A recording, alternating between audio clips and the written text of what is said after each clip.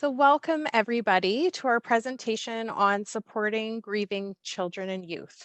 My name's Sheila Bourgeois. I am the Bereavement and Wellness Coordinator at Hospice Peterborough, but I'm also a certified child life specialist. And one of my favorite parts of my job is supporting grieving in children and youth. And I'm very excited to be here this evening to share a little bit about what we know about grieving children and youth and to present with Alice.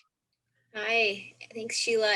Good evening, everybody. And my name is Alice Czitrom, and I'm one of the Victim Services Coordinators at the Peterborough Police Service. And I'm also lucky to be the handler for our facility dog, Pixie, who you may get to know more about one day, but she is a great asset to the work that we do with supporting children and teens when we are working with them through difficult moments.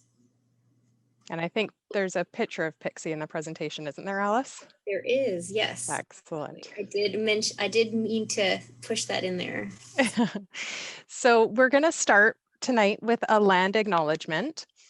We respectfully acknowledge that we are on the traditional territory of the Mississauga Anishinaabe. We offer our gratitude to our First Nations for their care for and teachings about our earth and our relations. May we honor those teachings.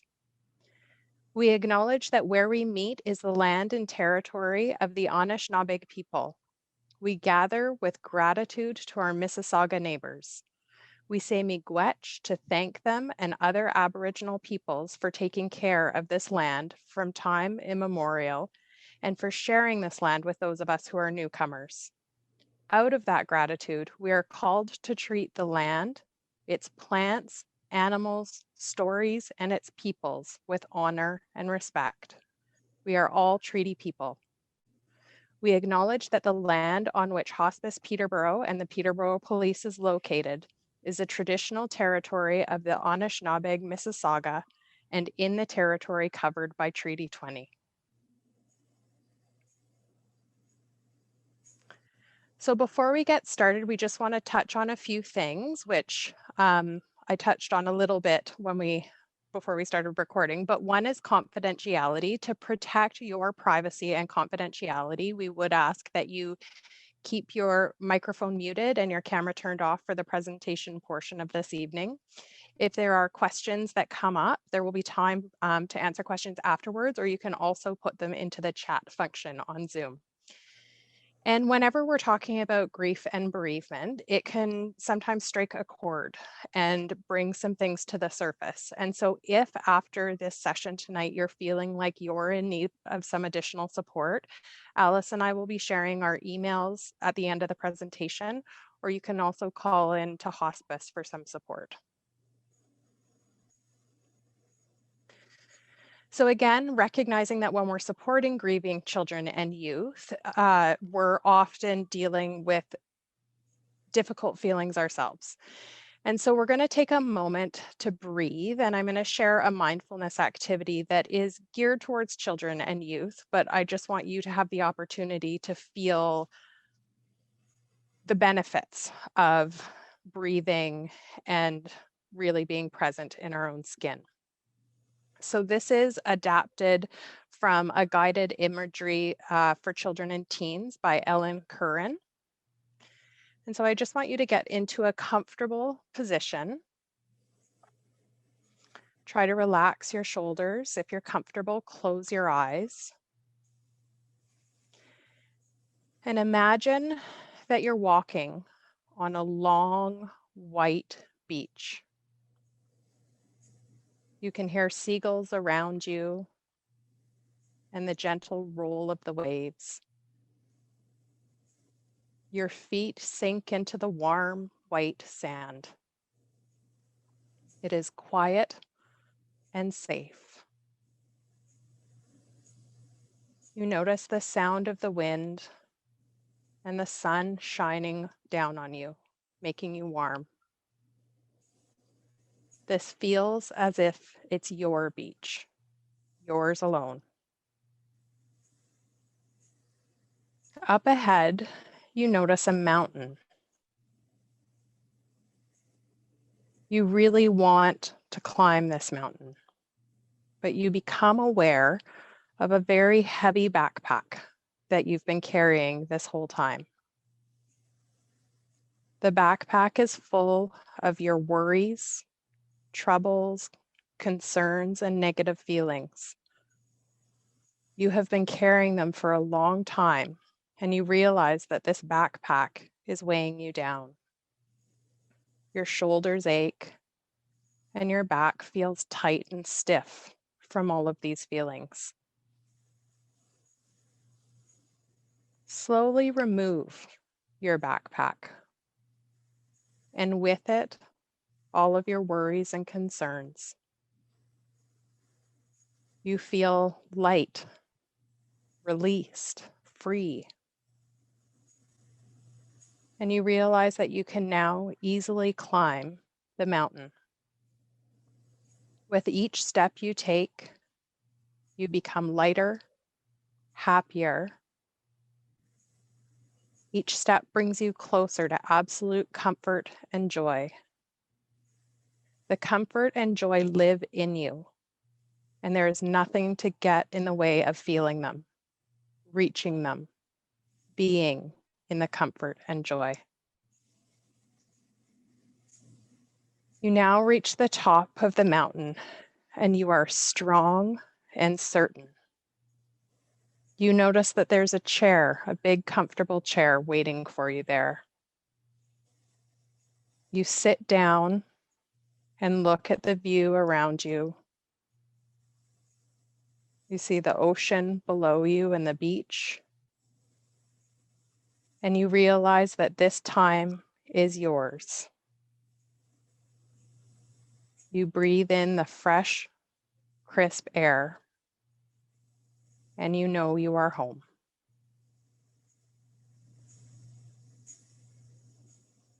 When you're ready, open your eyes and feel your feet on the floor, your body in your chair. And just take a big cleansing breath as we move into talking about grief theory.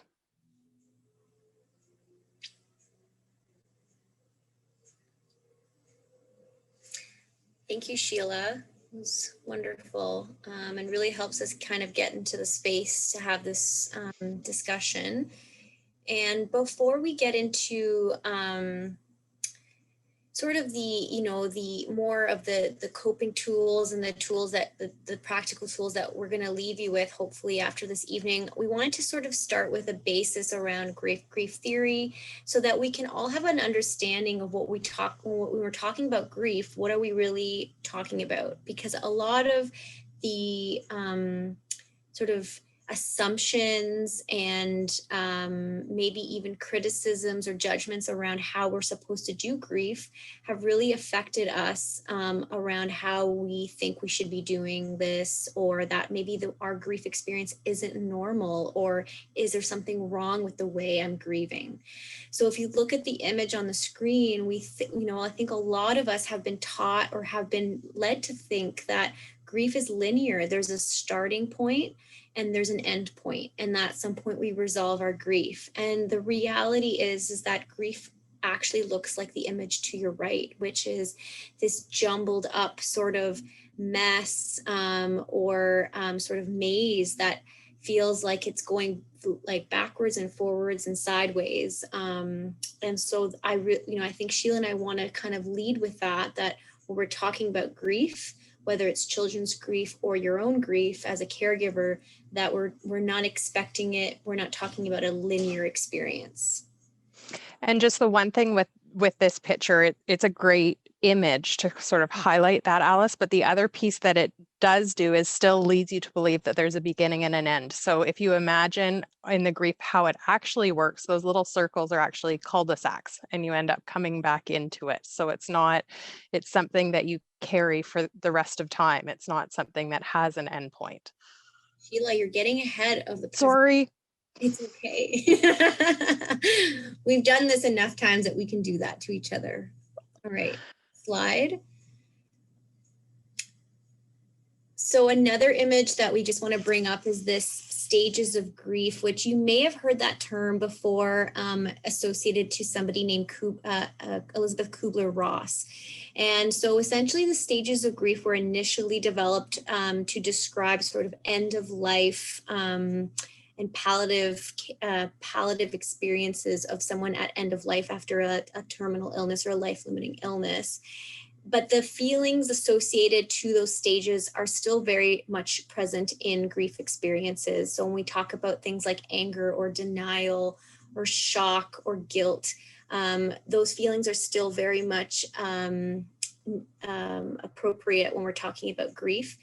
But we're also, when we talk about children's grief, one of the terms that you might hear sometimes people talk about when we talk about children's grief is puddle jumping, that they tend to puddle jump in their grief experience. And so when we look at this image, it's not to say that children aren't going to experience those sort of pieces or stages or feelings, but they might jump into it and then jump back out and go and do something that's more childlike. So like playing games or going outside or distracting with video games, things like that. That's completely normal.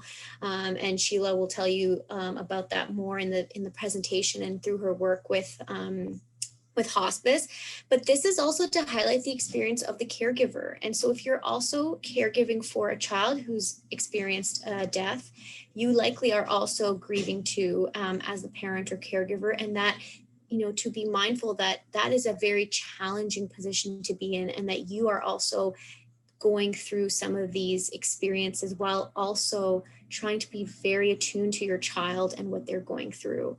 And so this model is really to highlight too that caregivers need support just as much as the child.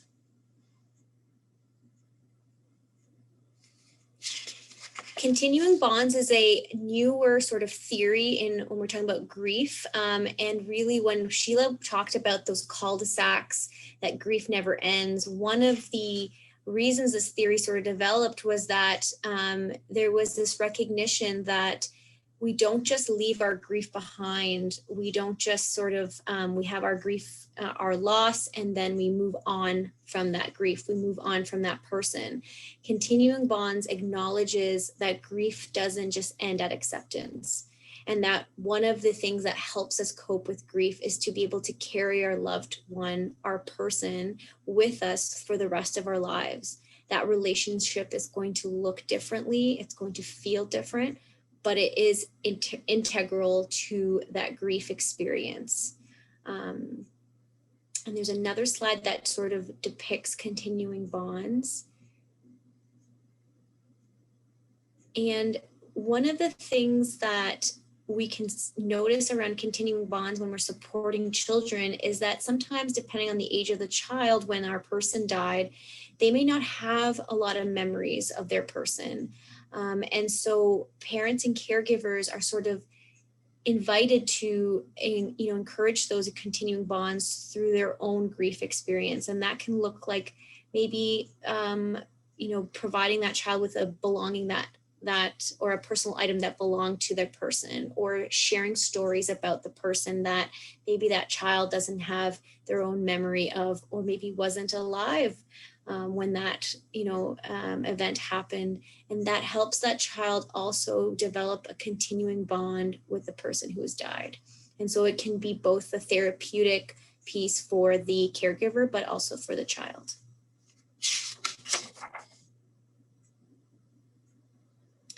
And lastly, this is this is Lois Tonkin's image around growing around grief.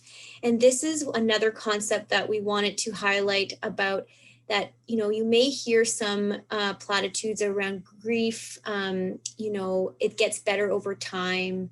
Things will get better over time. And what this is really highlighting is that our grief actually doesn't shrink over time. It doesn't go away over time, but what it does is we grow around it. And that our grief at the beginning, and if you look at the first image, is really all consuming and really is just everything about our life is surrounding that grief experience when it just happens. But that over time, we get closer to our grief. and that we learn to carry it differently. And that at first it may be this grief package that we've received that we never wanted, we don't want to have, we never wish that to happen to us, but we are given this grief experience that we have to learn to carry. And sometimes what we need to do is actually bring that closer to us so that we can manage it better. We get to know our grief. And over time, we may even think about putting that grief pack behind us. We're still carrying it. It's still part of us, but it's maybe not the only thing that we see in front of us every single day.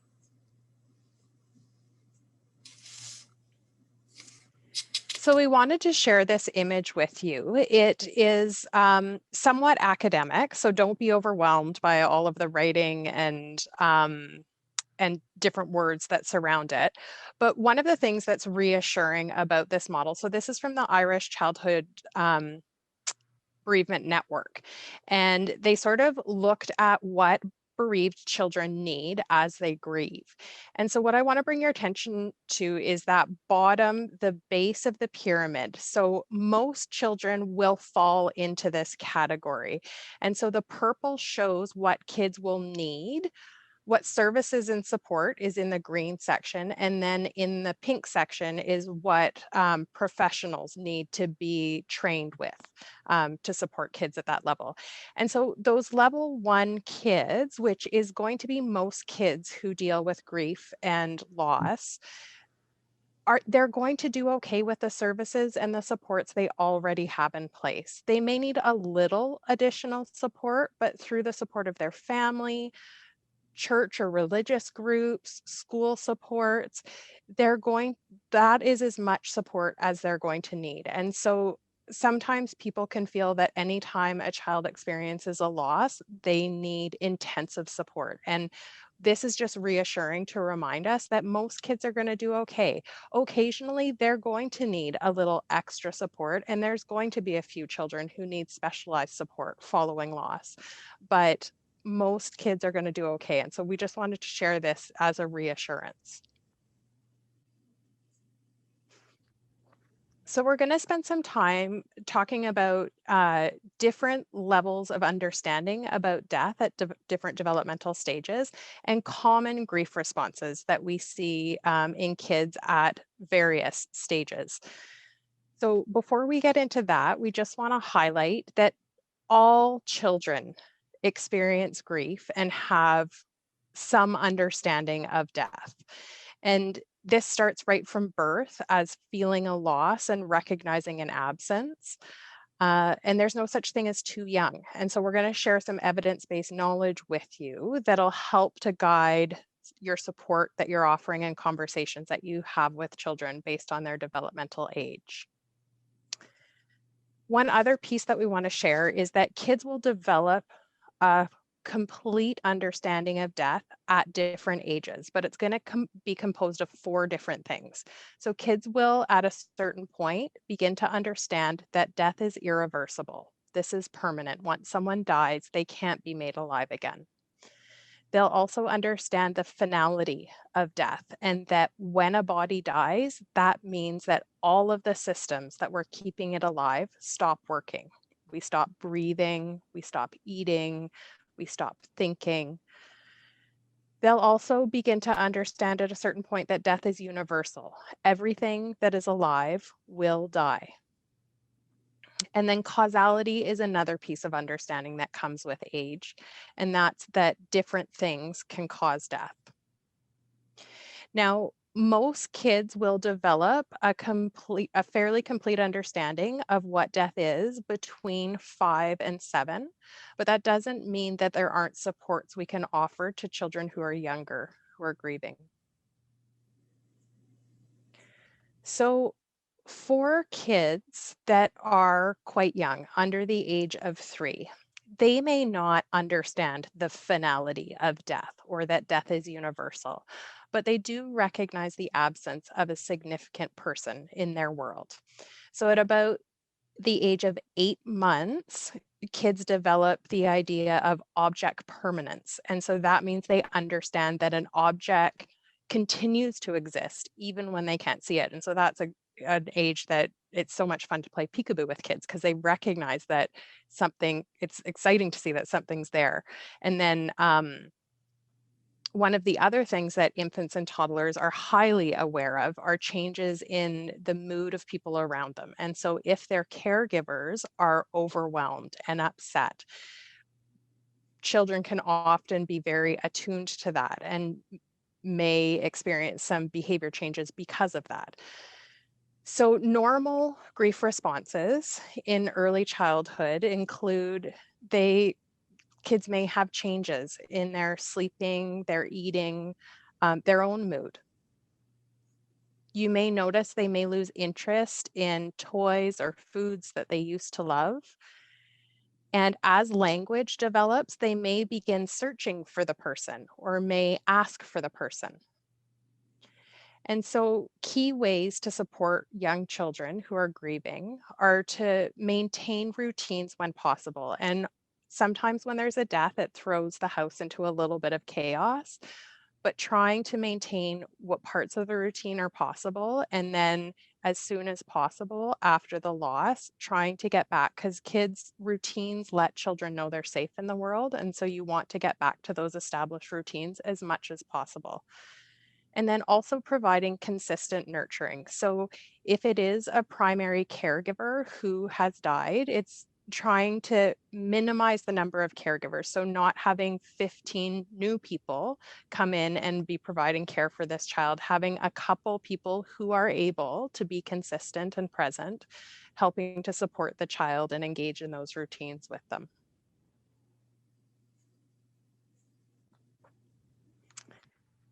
Then, as our kids grow to that preschool age, so age 3 to 6, they begin to understand that death is, they believe that death is reversible and temporary. And so may ask when grandpa's coming back. And they may ask this over and over again, which sometimes can be hard for people who are caregiving for toddlers, but it's part of their processing that they need to make sure they're going to get the same answer consistently. Kids in this age group are prone to magical thinking. And so this is an age where a kid might only drink out of their blue cup because water tastes best out of their blue cup.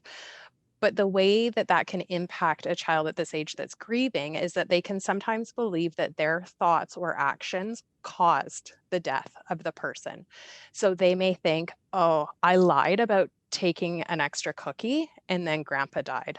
I made grandpa die. So we know that that's something that can happen at this age, and it's important to be aware of if you're caregiving for a child in this age group. They may interpret words literally, and so it's very important to be aware of the words that you're using with the child. It's important to use words such as death and dying. When we get into the euphemisms around death, loss can be a very confusing concept, especially for children this age. If we say that someone died because they were sick, kids can get very concerned when they get sick, because we all get sick. So by using words like grandpa died because he had cancer and explaining in very basic terms what cancer is can be helpful for the child so that they don't have worries about their own health or about their parents' health when they get sick or someone else they know, their teachers.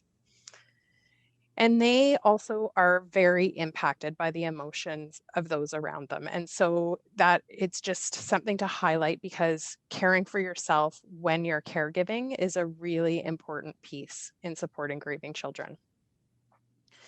Normal grief responses can include separation anxiety.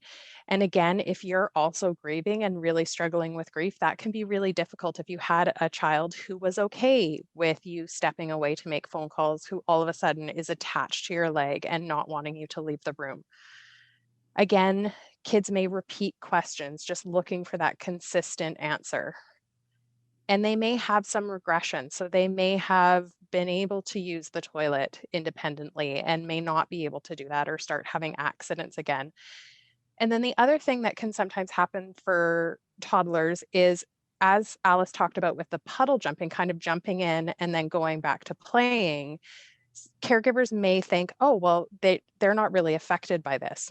But it's just they're actually really good at doing something that as adults we're not as good at, just taking bite-sized pieces, collecting the information, and then going back to playing and processing. So offering lots of opportunities for play and physical activity. Again, routines create a sense of safety for kids, so maintaining routines when possible, and reassuring kids that they are safe and loved.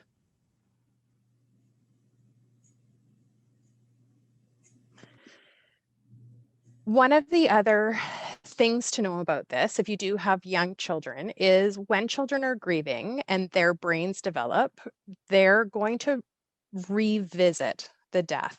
And so as children's brains are ready for more information, they might come back, even if years have passed, and say, can we talk about when grandma died or when my friend died and I was little? And they might have questions.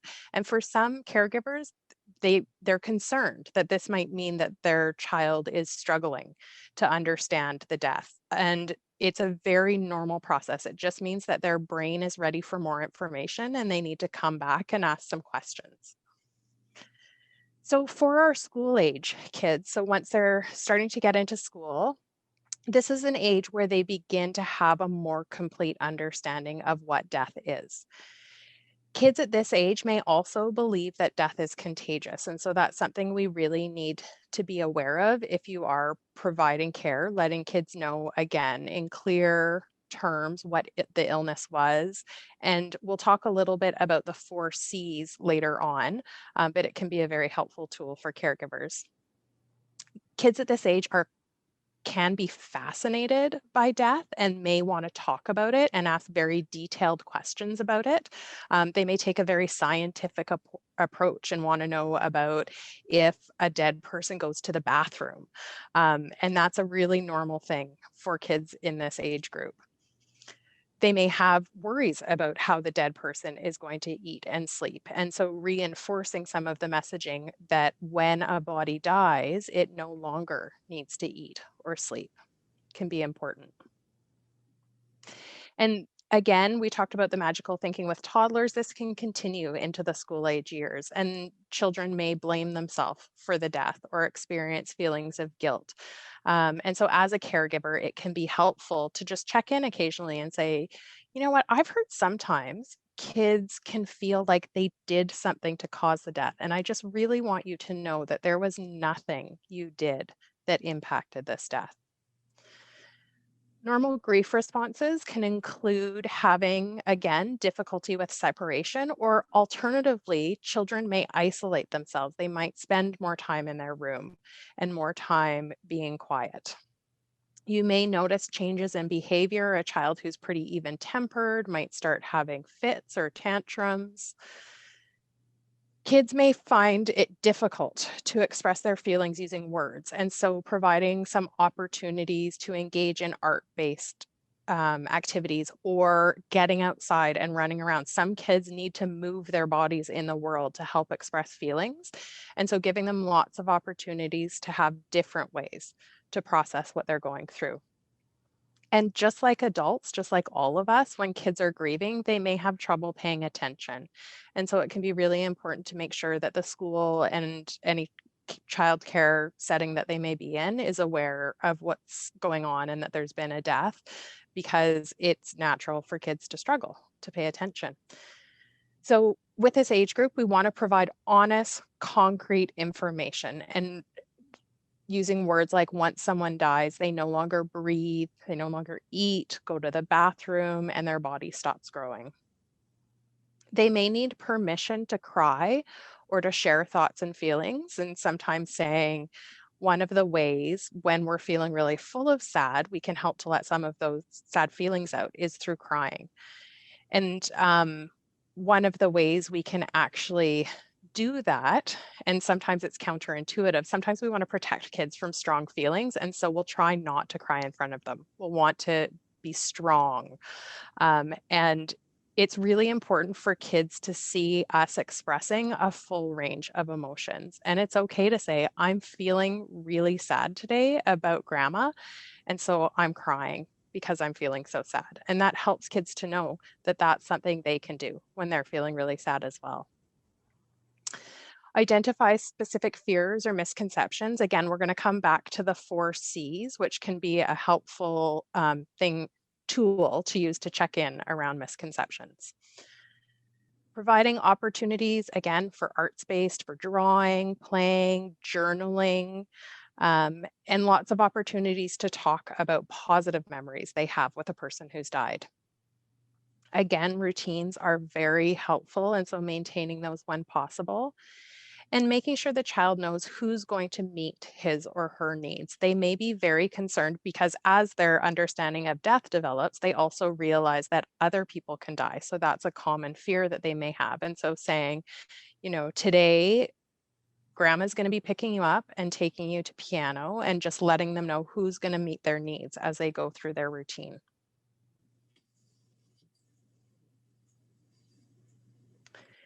And then we're going to touch on teenagers. There's 2 slides for teenagers because as kids grow, it can get more complex. And as their understanding develops, it can present additional challenges as a caregiver.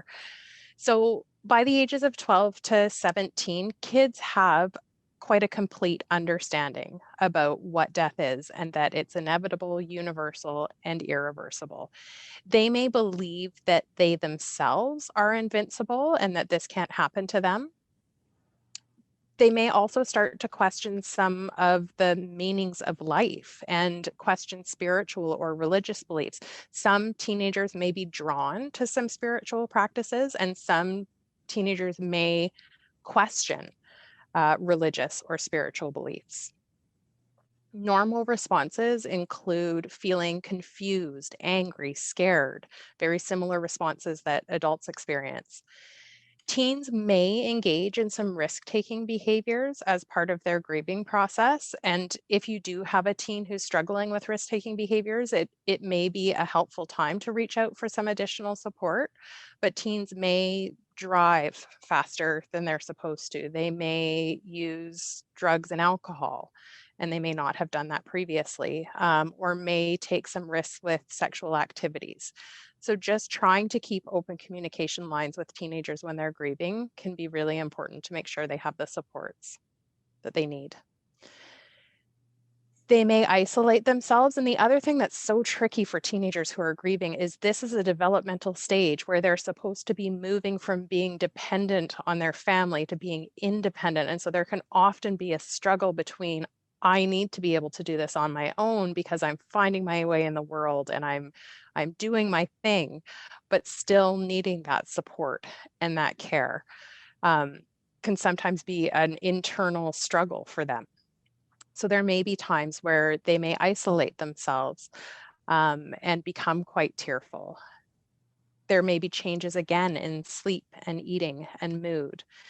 They may want to assume more of an adult role, especially if there's changes in the family dynamic. If it's somebody in their immediate family who's died, they may want to take on a caregiving role. And so sometimes with teenagers, part of what we need to do is say, this is our job to take care of these pieces. And it's your job to be a teenager. It's your job to spend some time with friends. It's your job to play video games, which you used to love.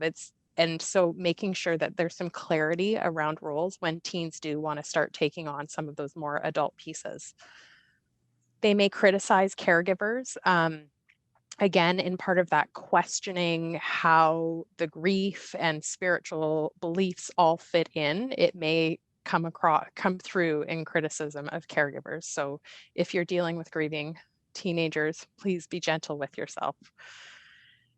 They may need permission to grieve, but they may choose to grieve with their peers. And so it can sometimes be really important if you're supporting a grieving youth to be checking in with their friends as well, who might be providing some support to them.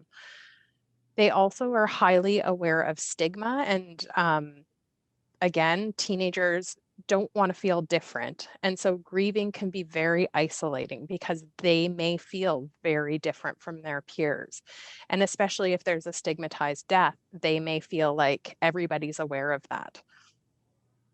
Again, they may have difficulty with concentration. And so making sure that the school is aware that this teen is grieving.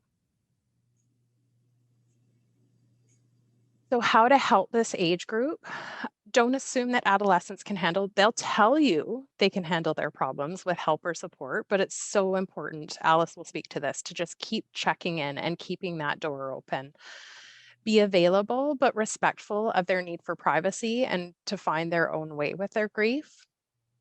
Help them to identify if there are peers or other trusted adults that may be able to support them in their grief. Discuss changes that may occur in the family structure, letting them know what's happening, what's changing, and helping them to feel a sense of control if there's certain roles that they can take on that are within the scope of what they could reasonably do. Model healthy coping behaviors. And this isn't just with our teens, this is with kids of all age. So trying as much as possible to maintain activities and routines, to express your feelings and emotions and not lead the teen to believe that everything's always okay, that you're always okay, because you're not. And letting them know today's not an okay day and I'm feeling like everything's uphill, because it again lets teens know, oh, then it's okay when I have a day that just is not okay. And ask them what they need. Whenever possible, give them a sense of control. And so involving teens in rituals can be a very powerful piece for them. So those are some ideas for the different age groups, and we'll come back a little bit to talk about communication, but Alice is going to touch on when the death is traumatic. So thanks Sheila, before you move to the next slide, I just want to, because we're going to be talking about some different causes of death that is traumatic, I just want to sort of just take a moment for anyone that might be watching this, whether you are personally caregiving for a child where your family has gone through a traumatic death, or you are watching this because you're supporting a family, either as a friend or as a professional, that, you know, if this is difficult content, that's normal and that's to be expected. And that if at any point this becomes too difficult, it's okay to not listen, or to put it on mute, or to just maybe check in with somebody that's supporting you after the workshop, because it might bring up some strong feelings and emotions, as Sheila previously mentioned. So we're going to talk about some things like overdose death, suicide death, and fatal accidents, and how to support teens and children when we're talking about those causes of death. And so when we talk about traumatic death, what does that mean? Why does it, what makes a death traumatic? One of the first things we talk about is the cause of death. It's so important to have an understanding about the cause of death. As Sheila talked about earlier, kids need to have information so that they don't, have anxiety or fear around those unknowns. And so causes of death are important to have that information. The other piece that makes a death traumatic are those things like violence, which is self-explanatory what that means, but also violation and volition. And when we talk about violation, that's the concept of it being exploitive or unprovoked. And then volition, where there's an intent behind the death. So whether it's somebody who's caused that person to die, or that they caused their own death. What is one of the underlying sort of theme around traumatic death when it comes to grief is a lot of questions around why this happened to, why did my person die this way? Why did they do this? Or why did this happen? And why our family, or why me? And that's also a common factor to traumatic death.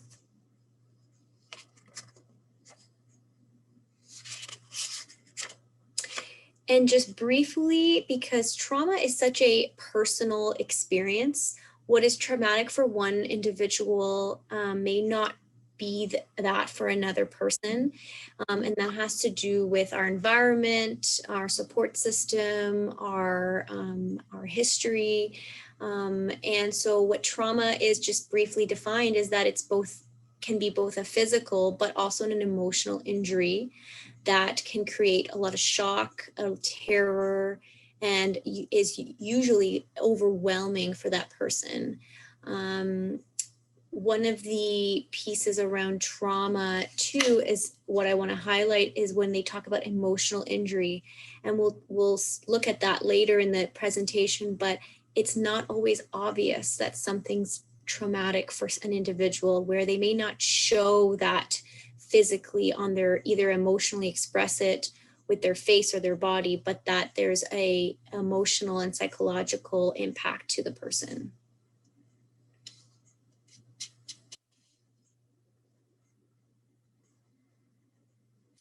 This diagram is to highlight sort of the differences. When I talked about it might not be obvious when someone's experienced that is feeling traumatized, is when we look at grief response, some of, those sort of expressions can be quite obvious. And then we have the trauma response as well.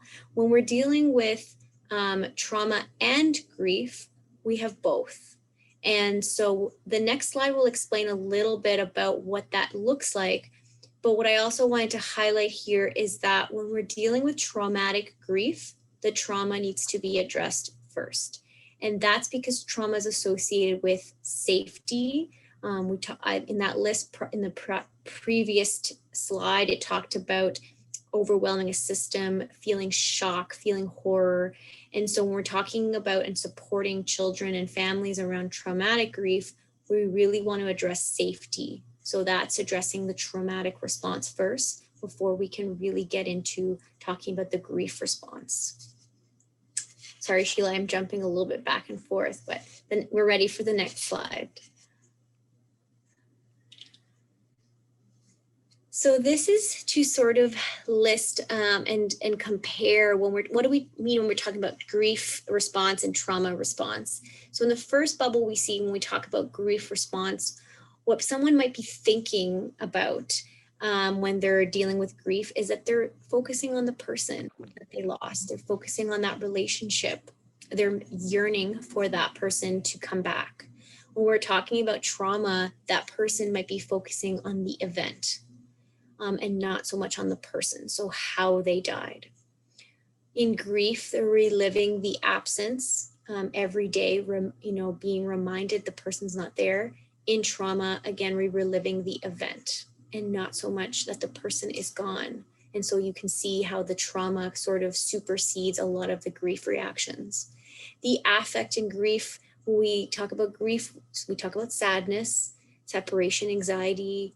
And then when we talk about trauma, we might be looking at things like fear and horror and anxiety.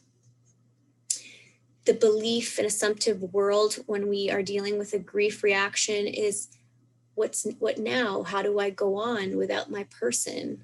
Whereas in trauma, it's more about the why. Why is this happening? Why did this happen? And then also back to the fear and anxiety, which can perpetuate that thought of what's going to happen next? Can this happen again? Memory around grief is about reminiscing about the person, trying to remain close to that memory of the person that died. And with trauma, because of that fear and horror piece that's associated with traumatic grief, memory is about avoidance. But it can also be about intrusion. And so people dealing with triggers or nightmares. Symptoms around grief, we talked about sadness, that's more of a depressive symptom, whereas trauma, we're talking about agitation, arousal, but also numbness. And so sometimes it's not just about that hyper arousal when we deal with, fight or flight and trauma. It can also be about numbing. When someone's overwhelmed, they might just numb, and that the affect is very dull.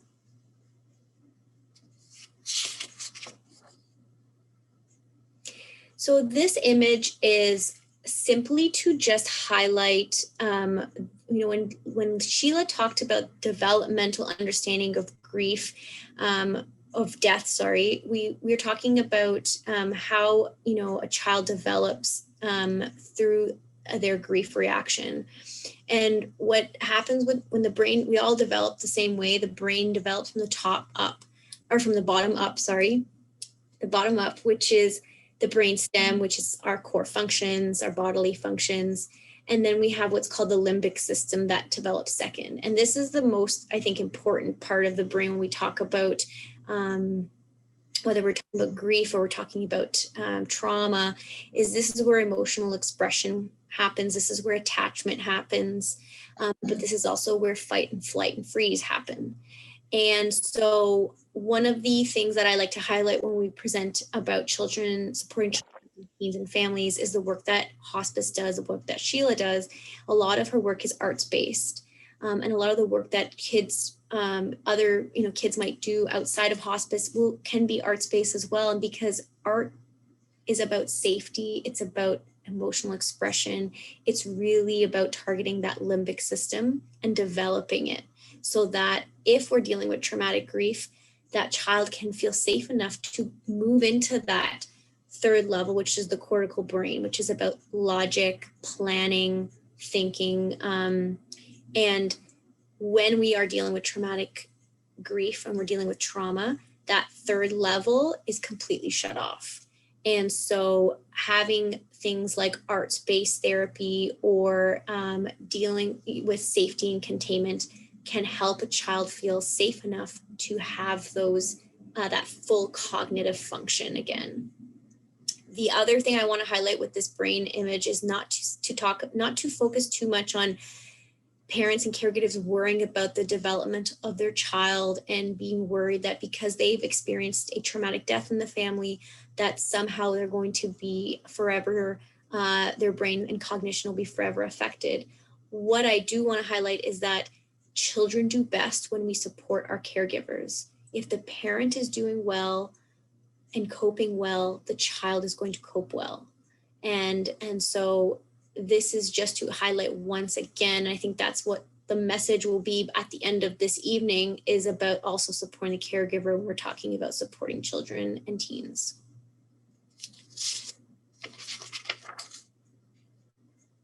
This next image is a great depiction of what I talked about when we talk about arts-based therapy, but also when we talk about emotional expression in children. And when we talked about trauma and how sometimes trauma isn't obvious on the outside.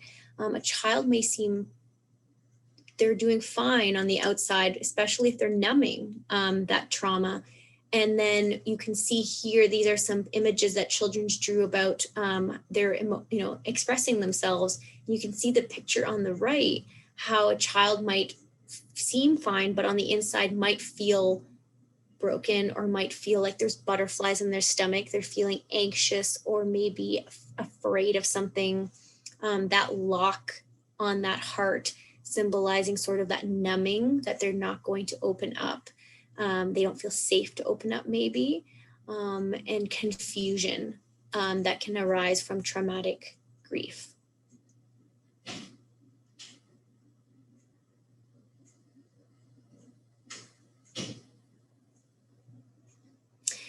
So most people and most parents, I would say, wonder when and where to share difficult news with their children. They struggle to find words to open up that conversation. And it's particularly challenging if they themselves are also overwhelmed by grief. Parents often try, like Sheila talks about, protecting their children from the pain of learning about a tragic death, and that is normal. But what we know from the research is that the best way to protect children is, in fact, to give them clear, honest information and support that is right for their personality and their maturity. So if you are helping somebody prepare for having those conversations, or you yourself are preparing to have those conversations, you can, think about things like preparing by finding a safe and comfortable environment to have that conversation. Preparing yourself whether it is a script that you need, which is perfectly okay, or if it's about your own emotional wellness. And then being able to talk open and honestly about what's happening and help them understand and express their feelings. So we're going to go through some of these scenarios where you might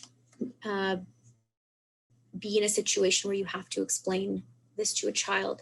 These are always best done with a parent and the child, a parent that the child is trusting with and that is close to, but absolutely supporters, whether you're an educator or a friend, being able to provide that parent with some good resources.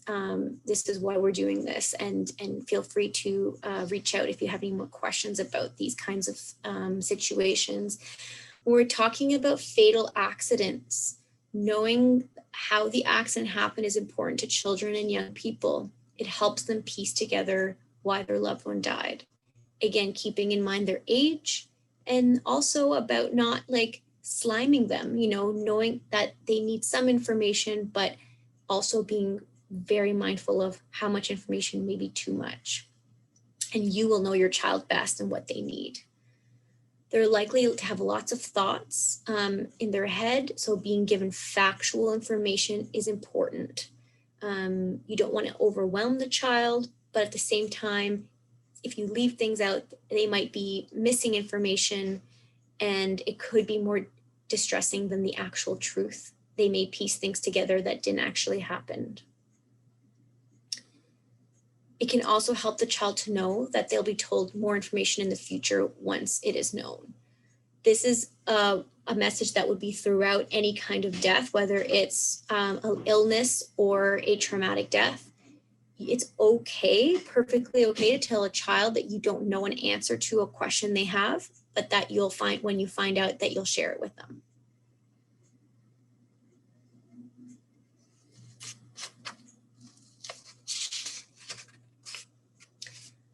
When we're talking about suicide, it's important to use developmentally appropriate words again, and also using words like suicide and dead. And you can use the word suicide with kids that are very young, and you can explain it in a way that they will understand based on their understanding of finality.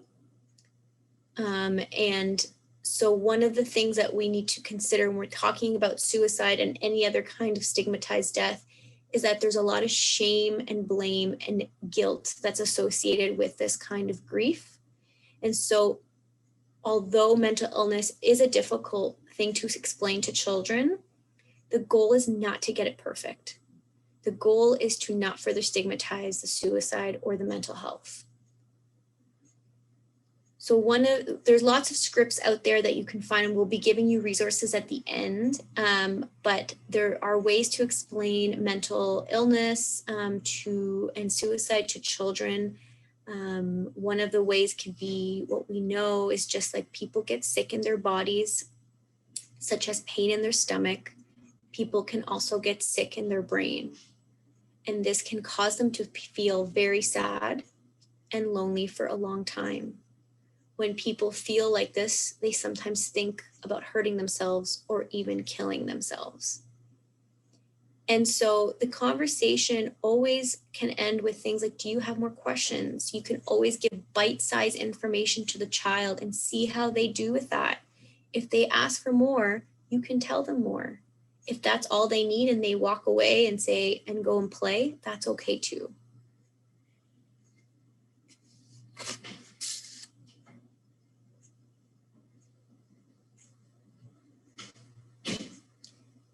And lastly, overdose deaths. This has been a particularly important conversation, especially in our community when we are talking about supporting grieving children and families. Once again, another very stigmatized cause of death. And so being able to really explain addiction and mental health in a way that doesn't further stigmatize that for the child and normalizes it for them is important.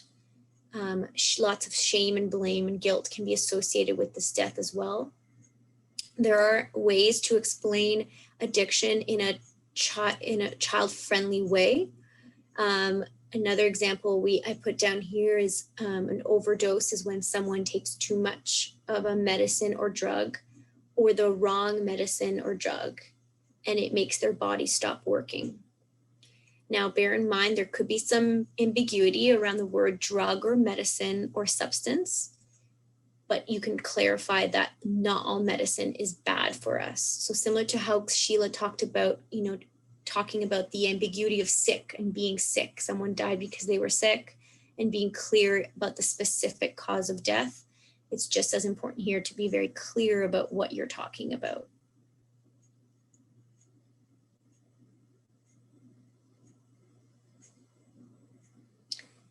In all our conversations around grief, whether it be traumatic or not, the important pieces here is about this repeated cycle of support.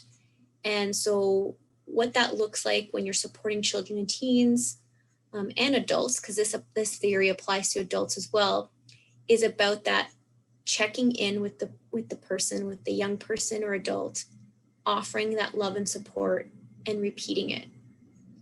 With, when we're talking about traumatic grief, if we're going to apply it to that kind of cause of death, we're also talking about, when we talked about the grief reaction and the trauma reaction, I want to highlight for the trauma reaction, we're dealing with trauma and supporting somebody around that, creating safety, talking about the person that died, and repeating. And so that way you are addressing both the trauma and the grief reaction by talking about the person who died and also creating safety around the traumatic reaction.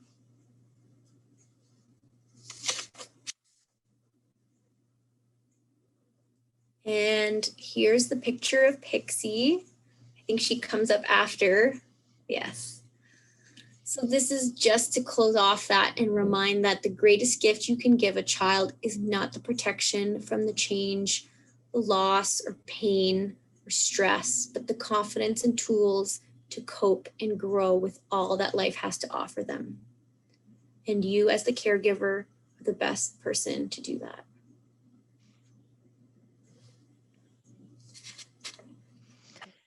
Thank you, Alice. So we are going to spend a little bit of time giving you some tips on how to talk about grief with young people. And one of the most important things about our role as adults is it's our responsibility to take the lead in opening conversations about dying and death with kids. And then we can let the kids take the lead in how much information they want about the situation. So sometimes people feel they need to provide all the information at once, but really just providing simple, clear information and then letting the child ask questions to get the other pieces that they're still wanting. So language is really, really important. So trying to be as simple and use concrete language as possible. One of the things that sometimes happens with adults is we want to fill the silence. It's uncomfortable to sit in silence, but sometimes kids will need time to process. And so don't feel you have to fill this silence with information or more pieces. The kids will ask for it as they process it. Calling the illness or cause of death by its name, as we already talked about, can be very important to remove any of that confusion around if somebody gets sick, it means they're going to die. We really want to encourage you to use the words dying, died, and dead. Using euphemisms like passed away or gone to a better place can actually cause a child to feel hurt. Why would they go to a better place? How can there be a better place than being here with me? And it's really important to avoid using any references to death that make it sound like it's sleep, because that can actually make kids afraid to go to sleep.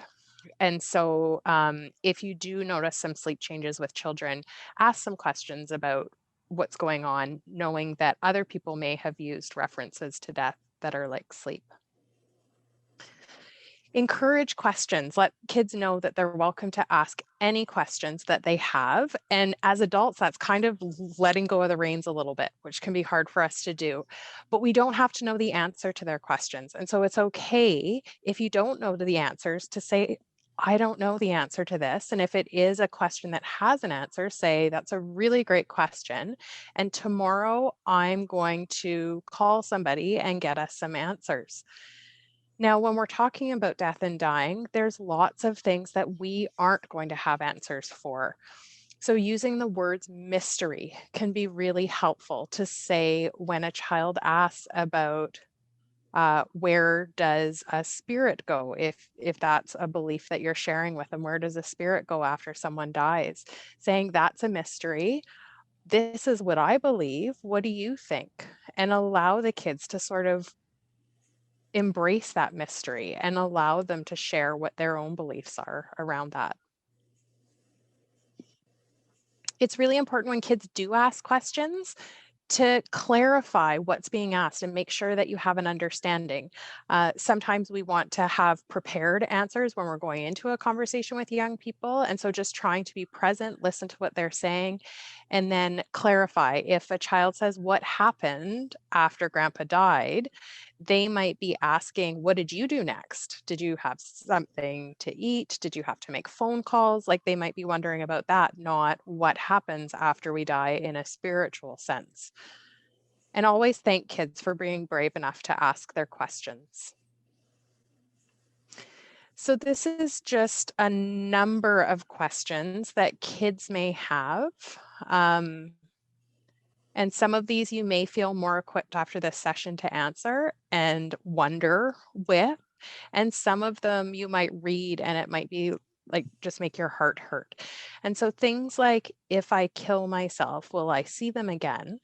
That, as an adult, we often interpret as red flags going up. We really need to be concerned. But for a child, it might be quite cut and dry. Like, if I want to see them again, what steps do I need to go through to see them? And so they may just want to be opening the conversation about really missing their person. Talking to them about ways to remember the person. How do we feel better when we're feeling really overwhelmed? So just Alice touched on this already. Know that you know your child best, and the best person for them to hear difficult information from is you. And it can be, again, hard to share difficult information because it might cause your child to become upset. And we spend so much time trying to protect our children from being upset. But it also creates that safety that Alice talked about that allows kids to be able to process their feelings and talk about what's going on and receive the information that they need. Rather than rehearsing what to say, just really focus on listening. And also really keep in mind that it takes a huge amount of energy to grieve and that your child isn't grieving in isolation. Often you're grieving as well. And so if you are accessing supports or talking to the school about things, our brains don't remember the same way when we're grieving often. And so asking supports to follow up with a text or an email to remind you of the details you've discussed is okay. So this is just a quick script. Well, not a quick script. It's hard to have these conversations. But again, keeping simple, clear information. So if you are explaining a death to a child, saying, when someone dies, their whole body stops working. They stop breathing, their heart stops beating, and their brain stops working. And this means that their body doesn't think or hear or see or smell or taste or feel. And by giving kids that information, it helps to reinforce some of those different understandings about death. The other one that can be a difficult conversation for people to have is if you're discussing cremation with a child. So one of the key pieces is you want to make sure kids understand that when a body dies, all of the things, all of its functions stop. And really highlighting that a body doesn't feel pain anymore. It doesn't feel hot. It doesn't feel cold anymore after it's died. We want to avoid using the term burned when we're talking about cremation. So letting the child know that the body is placed in a special small room that gets very, very hot. And the room gets so hot that it breaks the body down into fine, soft pieces called ashes. And the ashes are then usually put into a small container called an urn. Sheila, I also wanted to just bring up when Mm. you mentioned about the body can't hear, touch, smell. One of the things I think some people might wonder is like, well, what if my child says, I talk to my person, what do you mean they won't hear me? And I think it's important to highlight we're talking about the body and not the person's spirit or soul or anything else that you might associate with that continuing bond that we earlier spoke about on how to encourage continuing bonds with your child and that person. That this is about the body and not about the other pieces that are related to maybe our grief experience. Thank you so much, Alice. So I said we would share these later on, and these are the 4 C's. We know that kids may worry about these 4 things. So they may worry that they caused the illness or death. They may worry that they can catch the illness or that death is contagious and other people can catch it. They may believe that if they do enough things right, they may bring that person back or they may cure the illness or death. And they need to know about who will take care of them. And so, sometimes coming out and saying, are you worried that you caused grandma's death? That might be too close, but saying, I've heard that kids sometimes worry that they caused their person's death.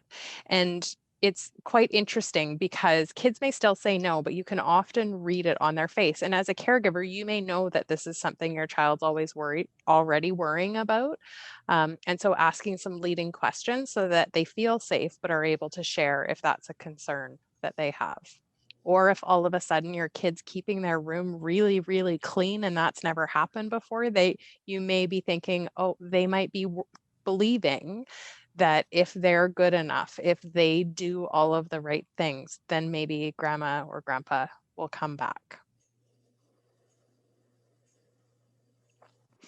So when children are not given accurate information, they will create information to complete the story. So when we leave gaps in the information that we provide to children or choose not to share information with them, they're going to fill in those voids with their imagination and often do it in such creative ways that it might be much more scary than just having the complete story. So there are 4 roadblocks to communication that we'll just very quickly touch on. They're important to be aware of as you're offering support if you find that you're falling into using some of these phrases regularly. So one of the biggest gifts that we can offer someone who's grieving is just being present and being present in silence and not trying to make it anything it's not. So a natural human tendency is wanting to fix the situation, to fix the hurt, to move away from that. And so saying things like everything happens for a reason, or at least she's not suffering, can feel supportive, but it can stop the communication line because you're trying to fix it instead of just being present with the feelings that the person's having. Advising or giving solutions, if you're saying you just need to, or your cousin did this and that helped them feel better, again, can stop the communication flow. Praising somebody, saying you're so strong, sometimes it can feel like we're helping to build them up and recognize the strength that they have. But again, when they're feeling really broken, they may not feel like they can share with you, I'm just feeling so broken. And then reassuring. Time heals all wounds. You aren't given more than you can bear. You're going to be okay. there are times where we do want to say to somebody, you're going to be okay. We're going to be okay together. We're going to get through this. But just being aware that if you're constantly doing that and a young person's trying to share how they're feeling or their experience with you, that can actually shut down communication. So just being cautious, if those words start to come out, think about what purpose they're serving and think about that they may actually be shutting down the conversation instead of opening it up. So just a quick overview of programs and services that we offer at Hospice. So we offer support to young people who are wanting emotional support or having difficulty coping due to an illness or death. And we do this in offering direct support to children and youth and offering them opportunities to explore and express their feelings and develop coping strategies.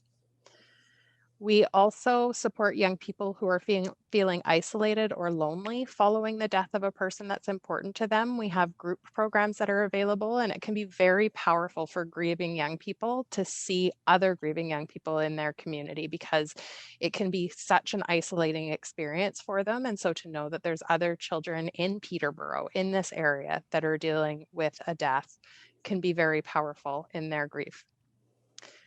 Sometimes supporting children and youth doesn't actually mean we're supporting the child or youth directly. Sometimes it's supporting parents and caregivers who aren't sure what to say, who don't know what words to use in that conversation, who need to say, I don't have an answer for that today. I'm going to talk to somebody who's going to help me with the words. You can call in and we can offer support with that. And all of our support services for young people are creative and play-based. And we know that that's how kids process their grief and understand the world. And so we offer supports using those. This is some examples of programs, supports that are available, arts-based activities that we've done. That top one is one of my favorites. It's a hug, it's a scarf, and it's got mitten hands. And people add pictures that help them to connect to the comforting memories that they have with a person. And then when they're missing that person, they can wrap it around their shoulders and feel a hug. And our wonderful volunteers knit those. So other amazing resources that are available to you, there is a website called kidsgrief.ca. It's got an incredible section for parents. If you're an educator or no educators, they have a phenomenal section for educators, and you can click and get more information in all sorts of different areas. They have amazing videos there as well. The Child and Youth Grief Network also has great resources, some scripts, book lists.